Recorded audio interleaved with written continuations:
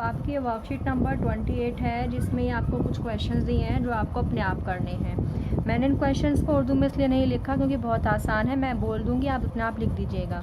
Show that the points A B C and D form a parallelogram. ठीक है, इसमें ये होगा कि दिखाएं या साबित कीजिए कि नुकात ए बी सी और डी एक मुतवाज़ी अल अज़ला बनाते हैं। या आपकी उर्दू में होगी, इसे लिख लीजिएगा। क्या साबित करना है आपको, क्या दिखाना है कि नुकात ए बी सी और डी जो है साबित कीजिए कि नुकात ए बी सी और डी एक मुतवाज़ी अल अज़ला बनाते हैं। तो आपको पता है, हमने पहले क्वेश्चन किया था कि अगर पैरेललोग्राम होता है तो उसमें क्या होता है। हमने एक ये वाला क्वेश्चन किया था, वर्कशीट नंबर 28 का ही पहला एग्जाम्पल था आपका, कि आपका एक पैरेललोग्राम था, मुतवाज़ी अल अज़ला था। तो हमने ये देखा था कि मुतवाज़ी अल अज़ला में जो उसके डायगनल्स होते हैं वो दो बराबर भागों में बढ़ जाते हैं एक मिड पॉइंट से। तो मेरे ख्याल से अगर हम यही वाला अपनाएंगे फार्मूला अब इस क्वेश्चन में तो हमें आसान रहेगा। वैसे इसका एक और फार्मूला है कि थोड़ा लंबा हो जाएगा, तो हम इजी फार्मूला अपनाते हुए अपना क्वेश्चन आगे करते हैं। तो मिड पॉइंट फार्मूला हमने इसमें लगाया था। ऐसे ही मैं यहाँ पे एक बार दोबारा से डायग्राम बना लेती हूँ। यहाँ पे बोला है शो द पॉइंट्स, तो पहले आप यहाँ पे उसने कहा है बताओ कि ये जो पॉइंट्स हैं आपके ये मुतवाज़ी अल अज़ला बनाते हैं। ठीक है, हमें ये पूछा है उसने। तो मैंने यहाँ पे इसका चित्र बना लिया, यानी कि डायगोनल बना लिया इसका मैंने।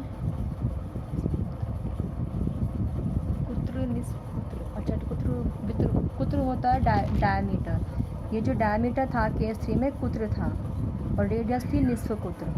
ठीक है, और डायगोनल होता है वित्र, डायगोनल को बोलता है वित्र।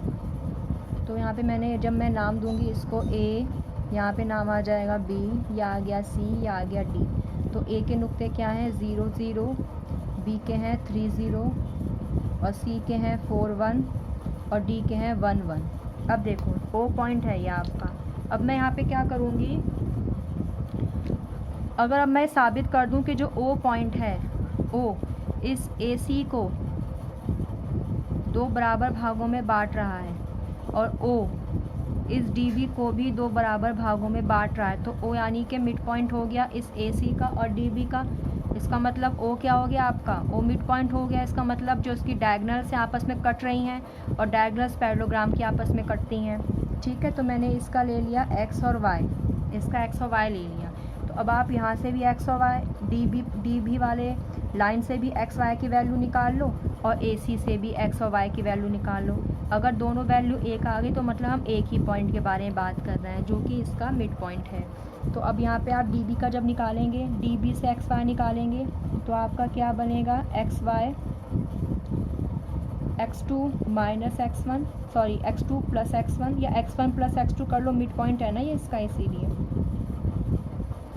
ठीक है, तो यहाँ पे x1 प्लस x2 आ गया आपका। हम ये मान के चल रहे हैं कि ये आपका पैरेललोग्राम है। ठीक है, उसने कहा है दिखाओ मानो कि पैरेललोग्राम है या नहीं, तो हम मान के चल रहे हैं कि पैरेललोग्राम है।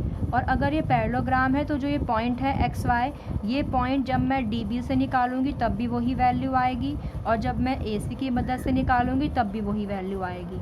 ठीक है, अगर ऐसा होता है तो इसका मतलब ये पैरेललोग्राम है। तो पहले मैं डी बी की वैल्यू से निकालूंगी mid point x1 plus x2 और y1 plus y2, 1 plus 0 upon 2, कितना आ गया 3 और 1 4 अपॉन 2, 1 अपॉन 2, फिर ये कट जाएगा तो 2 अपॉन 1 अपॉन 2, यानी कि जब मैं डी बी की मदद से निकाला तो मेरे पास ये वाला पॉइंट 2 1 अपॉन 2 आ गया। अब मैं ए सी की मदद से निकालूंगी ये वाला पॉइंट, और अगर ये वाला पॉइंट की वैल्यू यही आती है तो मतलब मेरा ये पैरेललोग्राम है। तो इसमें क्या आएगा 0 प्लस 4 अपॉन 2 और 0 प्लस 1 अपॉन 2, मतलब 4 अपॉन 2 1 अपॉन 2 और फिर दोनों कट गया तो 2 अपॉन 2। ये मेरा सही आ गया। तो आपको अब क्या करना, अब देखिए लिखना कैसे, मैं समझाया ना आपको सिर्फ क्वेश्चन, अब आपको लिखना कैसे है। ये क्वेश्चन बनाना है, ठीक है, और यहाँ पे एक लाइन लिखनी है आपको। यहाँ पे इस क्वेश्चन के बाद एक लाइन लिखनी है। मान लीजिए कि ए बी सी डी एक अल अज़ला है, हमने लिख दिया बात। हमें उसने कहा दिखाओ, तो मैंने पहले ही मान लिया कि भाई मान लो कि ए बी सी डी एक अल अज़ला है, एक एक मुतवाज़ी अल अज़ला है जिसके ए सी और बी डी दो वित्र हैं जो आपस में ओ पर मिलते हैं, ओ पर कटते हैं। ठीक है, हमने मान लिया। तो हमने फिर यहाँ पे एक्स वाई की वैल्यू निकाल ली और ये निकाल ली। अब दोनों पॉइंट सेम है तो इसका मतलब हमने यहाँ पे सही माना था। क्लियर हुई बात? थोड़ा बहुत क्लियर हुआ? थोड़ा बहुत अपना दिमाग भी लगाना और ज़्यादा क्लियर होगा। अब उसके बाद दूसरा क्वेश्चन आता है। इसने बोला है if 4, P and 1, 0 are end points of the diameter of a circle. वही एक आपका कुत्र है, एक सर्कल है। देखो ये आपका, फिर मैंने एक सर्कल बना दिया और एक मैंने एक डायमीटर बनाया कुत्र के। इसने बोला 4, P, यानी कि ये जो मेरे पास है ये वाला नुक्ता 4, P है और ये वाला नुक्ता, इसको नाम दे दो आप ए और बी। ए के जो नुक्ते हैं 4, P है और बी के नुक्ते 1, 0 है। एंड पॉइंट्स मीन्स सिरे के पॉइंट्स हैं। ठीक है, ऑफ द सर्कल, दायरे के। Of the length 10 centimetre, means जो यहाँ से यहाँ तक की दूरी है वो 10 सेंटीमीटर की दूरी है। इन्होंने बोला एक दायरे का एक कुत्र है जिसके सिरे के पॉइंट्स हैं 4, P और 1, 0 और जिस कुत्र की लंबाई 10 सेंटीमीटर है। तो इस दायरे का निस्फ कुत्र निकालो। ये पूरा क्वेश्चन मैंने बोल दिया उर्दू में, ऐसे लिख लेना। ठीक है, निस्फ कुत्र ओ मान लो यहाँ पे सेंटर। तो आपके पास ये ए बी है। क्लियर हुआ? अब आपको इतना तो पता ही है कि जो इसका डायमीटर होता है और जो सेंटर होता है ये उसको दो अलग अलग भागों में तकसीम करता है। तो पहले तो आप ए बी फासले फॉर्मूले से ये निकाल लो पी। तो पहले मैं ए बी निकालूंगी अपना। ये मेरे पास ए है, ये मेरे पास बी है जो कि 10 सेंटीमीटर की दूरी है। बी मेरे पास 1, 0 है और ये मेरे पास 4 P है। ठीक है, ये 10 सेंटीमीटर की दूरी है। तो फासले फॉर्मूले से क्या होता है ये दूरी, तो यानी कि ए बी बराबर x2 minus x1 whole square plus y2 minus y1 whole square और ये पूरा रूट लग गया। तो यहाँ पे ए बी कितना दिया है, मुझे 10 दिया है और इस पूरे का रूट x2 कितना है 1, x1 कितना है 4 होल स्क्वायर प्लस y2 कितना है 0 और y1 कितना है p होल स्क्वायर। ये स्क्वायर रूट इस 10 के ऊपर लग जाएगा तो रूट बन जाएगा, नहीं सॉरी स्क्वायर बन जाएगा। ये स्क्वायर रूट जब इक्वल के इस तरफ जाता है तो स्क्वायर बन जाता है और जब ये स्क्वायर इक्वल के इस तरफ जाएगा तो रूट बन जाएगा। तो ये आपका रूट हट के इस तरफ चला गया तो स्क्वायर बन गया। तो 4 में से 1 गया 3, माइनस 3 का स्क्वायर और माइनस p का स्क्वायर। 10 का स्क्वायर कितना होता है 100 और 3 का स्क्वायर 9 और p का स्क्वायर p स्क्वायर।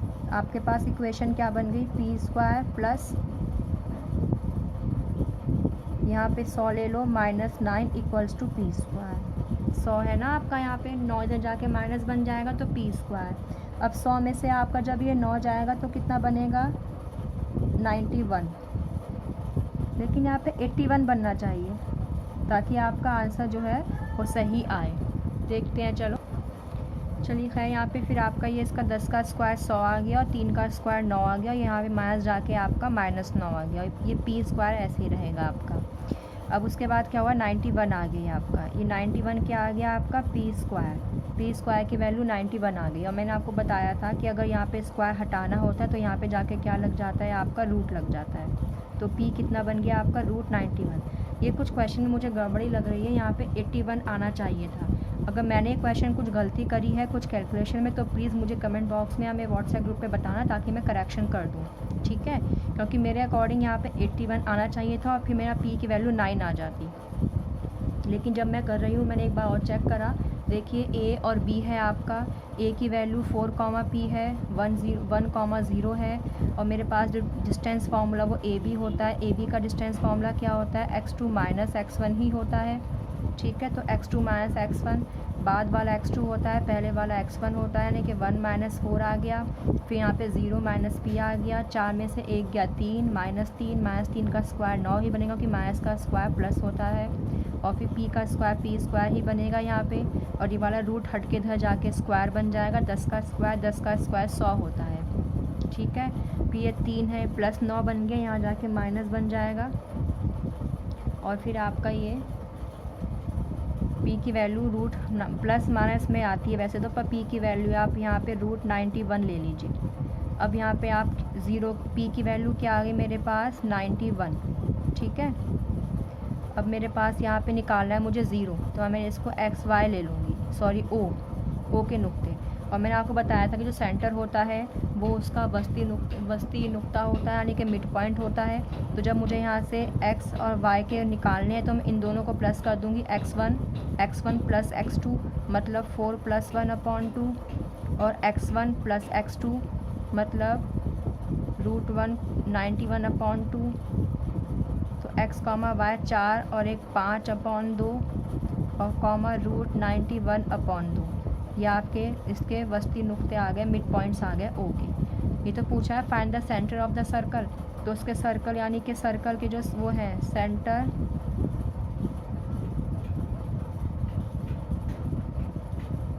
सर्कल के नुक्ते क्या है 5/2 कॉमा 91/2, ये नुक्ते आ गए इसके, ठीक है। अब आपका क्वेश्चन नंबर 3 है जो मैं नेक्स्ट वीडियो में बनाऊंगी।